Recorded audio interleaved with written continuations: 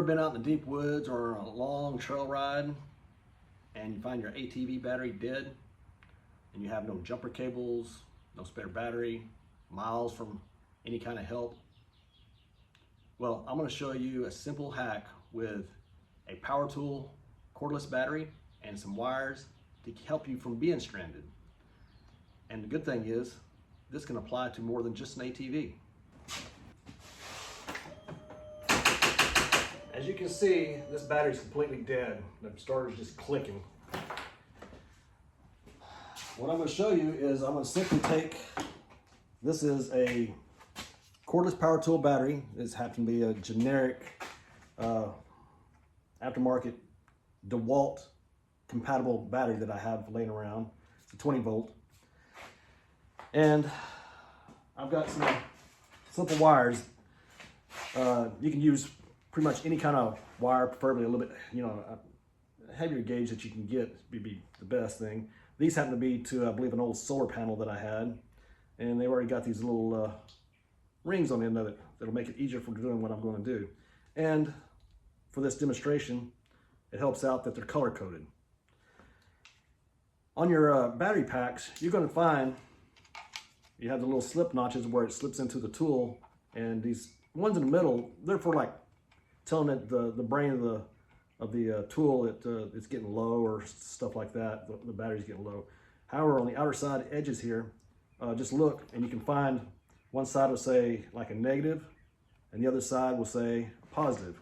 Let's see if I can get a close-up of it in here. What is that thing? As you can see, bit of focus, I think it's focusing.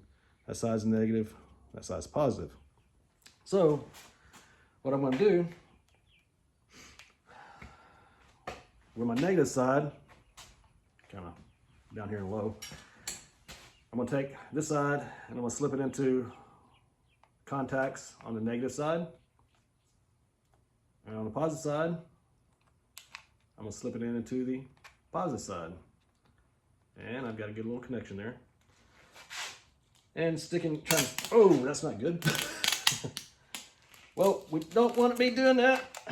That is not good. Oh.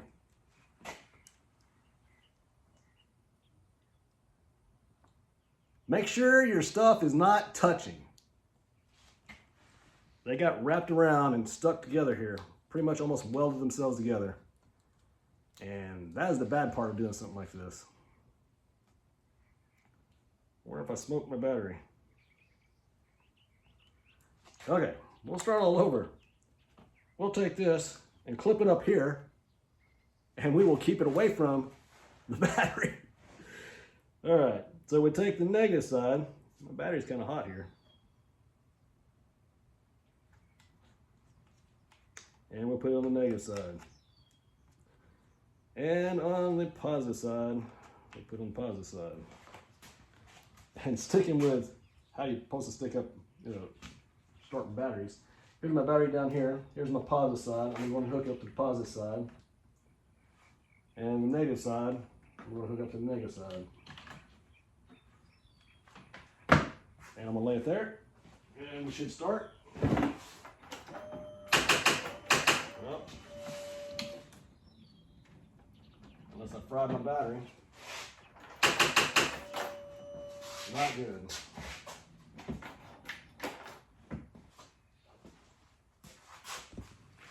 All right, I'm back.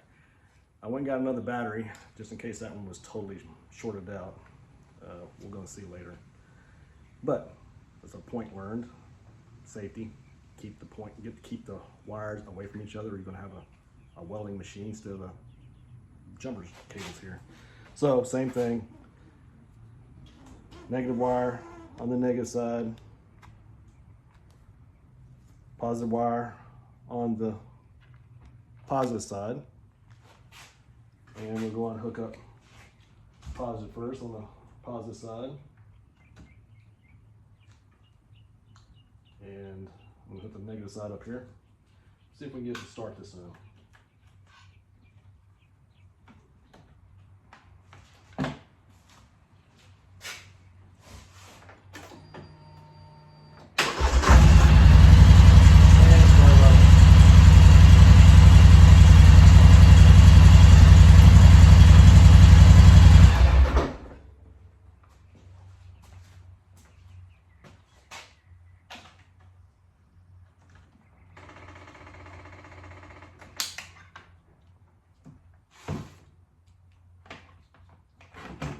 disconnect these things before we have a welding machine again.